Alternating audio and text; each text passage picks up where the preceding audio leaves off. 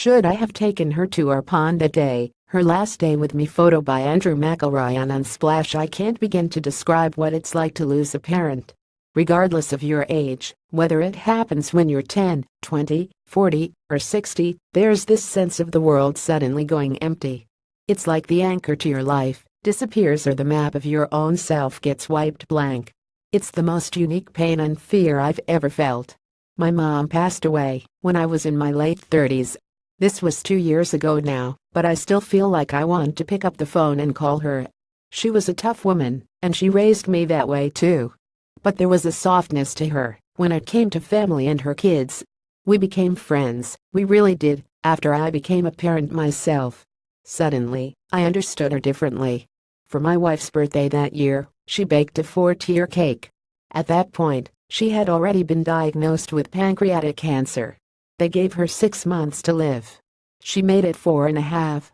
For the last month or so of her life, my mom was in hospice care.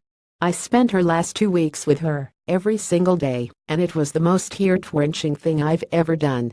On my first day there, while she was still lucid, I asked her, "Mom, what's the one thing you've always wanted to do that you never had a chance to?" And she thought about it and thought, and then she said, "There's one thing, but I'm not going to tell you."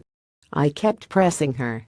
If it was feasible, my intention was to set it up for her, to bring her one last wish to life before she passed away. But she wouldn't tell me. Her last 2 days were the worst. She spent less and less time awake.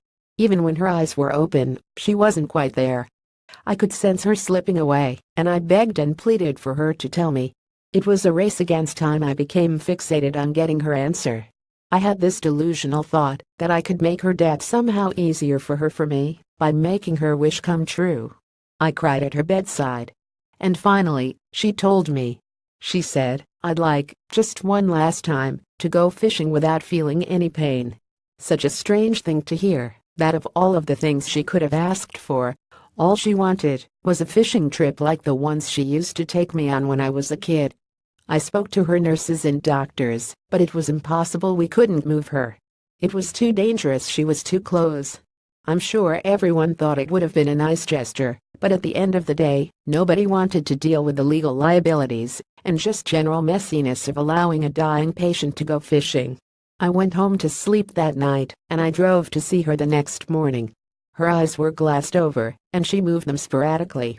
Her mouth was open, her tongue, thick and white, was peeking out of thin indiscent lips. And she was breathing like an elephant was sitting on her chest. "She's a lot worse today," I told her hospice nurse. She nodded, and then asked me to help her move her on her side, so that she could breathe better. "She's going to feel a lot of pain," the nurse told me, "and she might scream. But she'll feel better afterwards."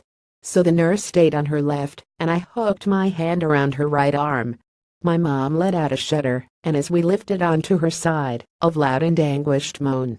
Her eyes shot open and her face contorted from the pain, but then, just as the nurse had promised, her next few breaths became easier, less labored. She had her back to me, so I didn't see her face when she died. Did she look peaceful? Pained with not much warning, only a minute or two after we moved her, she stopped breathing. The agony I'm in about her death is selfish. I'm left behind to be haunted by the images from the last few days of her life. If I think about her and only her, I should feel relieved that she is finally released from her pain.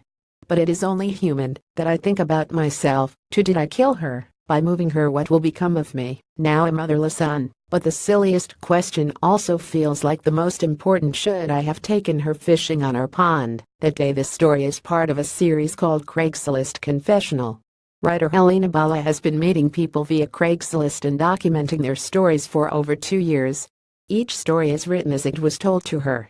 Bala says that by listening to their stories, she hopes to bear witness to her subjects' lives, providing them with an outlet, a judgment-free ear, and a sense of catharsis. By sharing them, she hopes to facilitate acceptance and understanding of issues that are seldom publicly discussed, at the risk of fear, stigma, and ostracism. Read more here. Names have been changed to protect her subjects' anonymity.